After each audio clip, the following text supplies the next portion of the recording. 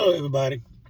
I'm out and about right now, and I had someone. I was talking to a friend of mine. He brought up the fact that he was taught that Europeans civilized Africa, and he's uninformed. I understand that a lot of people think that because they listen to Babylon has already, you know, screwed their head around, but that's okay. So I used ChatGPT to try to bring him back into reality, or at least give him a spark so he can do more research. I tell anyone, don't take my word for it. Always check and verify things for yourself. So I did this. I decided to let him do the search himself, and here's the answer. Here is the truth, laid out clearly, historically, and in a timeline you can use in your teaching, your booklet, or your social media posts. Short answer before we go deep. Africa brought civilization to Europe, not the other way around.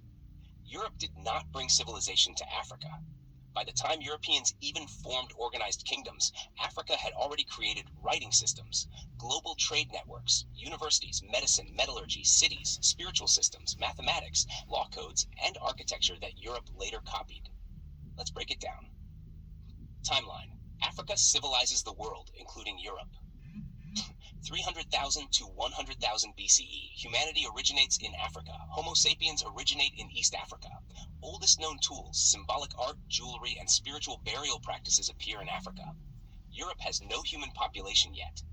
Africa is thousands of years ahead. 70,000 to 40,000 BCE.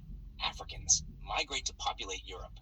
The first humans to enter Europe were black Africans. These early African populations bring fire technology, stone tool technologies, early language systems, cultural practices.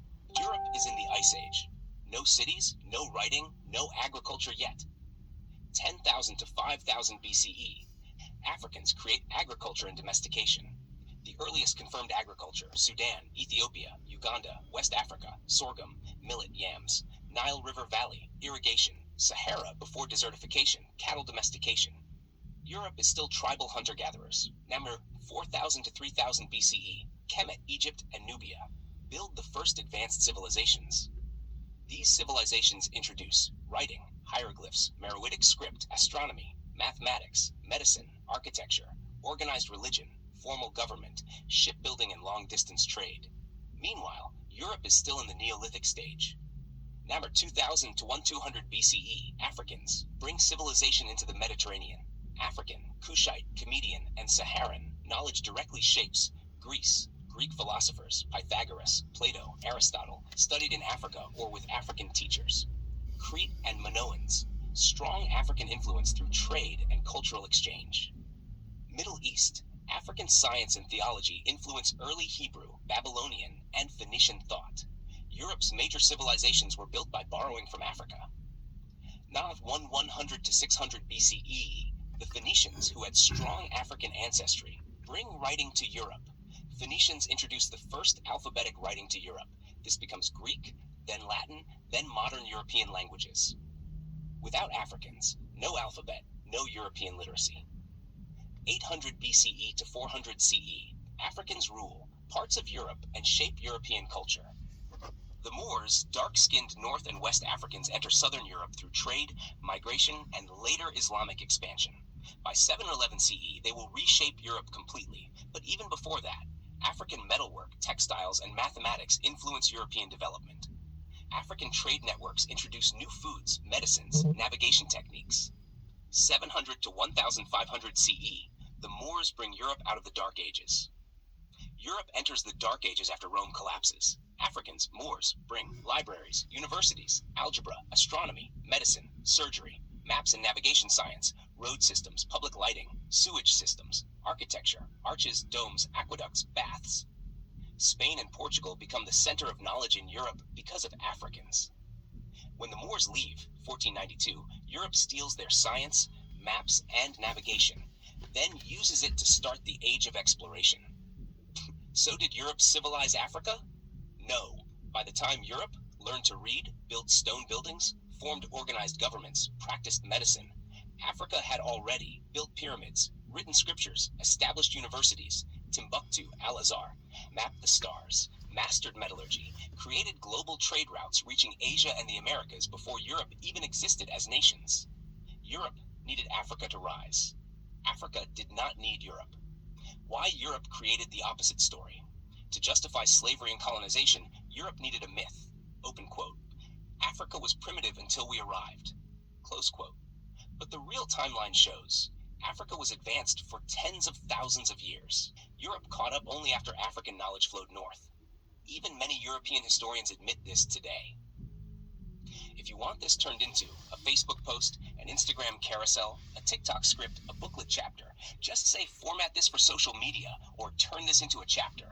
I can build it exactly the way you want.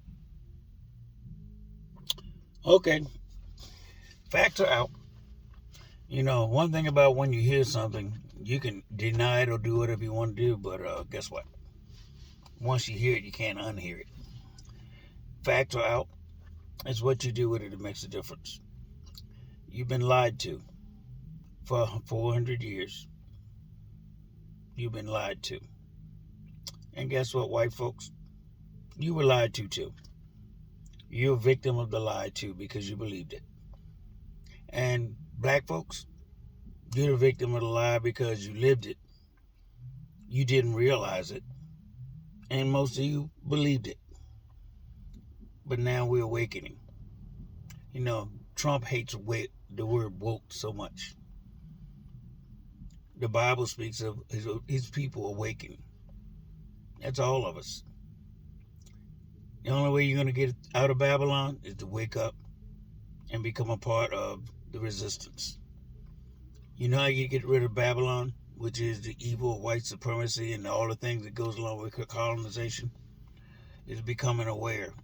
As you become more aware, their lie becomes less believable. The lie doesn't affect you when you know the truth. You know, Babylon is falling, but all we got to do is wake up. We don't have to fight the battle. It's being fought for us. If you look right now, the battle is being fought by evil. Evil is fighting itself. Good example. Who is Trump hurting the most? He's the master of evil right now. Who is he hurting the most? His own evil. His own base. That's how God works. If you look at every Babylon in the past that fell, he allowed evil to destroy evil.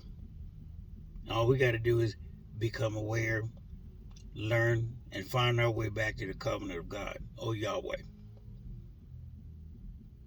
Wake up or perish with the Babylon. Wake up or become his new victim.